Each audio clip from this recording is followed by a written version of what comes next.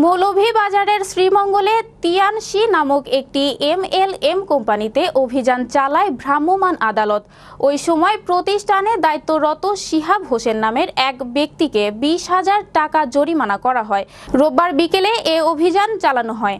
ভ্রাম্যমাণ আদালতে উপস্থিত ছিলেন উপজেলা নির্বাহী কর্মকর্তা ও নির্বাহী ম্যাজিস্ট্রেট মোহাম্মদ আবু তালেব এবং অভিযানে সহায়তা করেন শ্রীমঙ্গল থানা পুলিশের একটি দল। প্রতিষ্ঠানটিকে আগামী 3 দিনের মধ্যে সকল প্রকার কাগজপত্র সহ উপজেলা নির্বাহী কর্মকর্তার কার্যালয়ের নিকট হাজির হতে বলা হয়েছে। অন্যথায় কোম্পানিটির দপ্তরটি পুরোপুরিভাবে সিলগালা করা হবে। তাদের এই ধরনের অভিযান অব্যাহত থাকবে বলে জানান নির্বাহী কর্মকর্তা।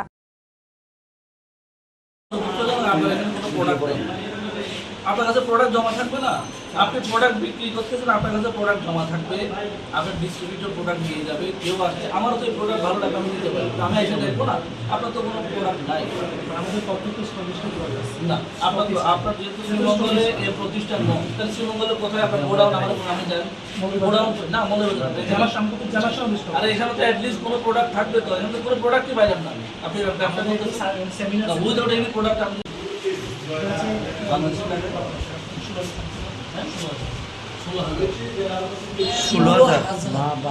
কোনো প্রাইজও নাই দেখেন।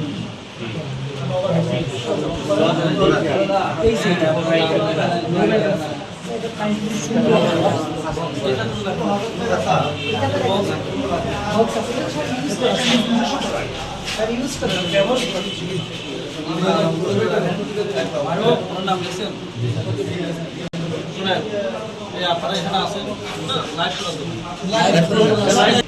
আগে বলছি আমাদের এই দেশে অনেক এমএলএম কোম্পানি আছে, ইউনিপে, ডেস্টিনি, ঠিক আছে, তারপর হচ্ছে আপনার এই যুব এরকম আরো অনেক আছে এবং প্রত্যেকটি ভবিষ্যৎ আমরা জানি।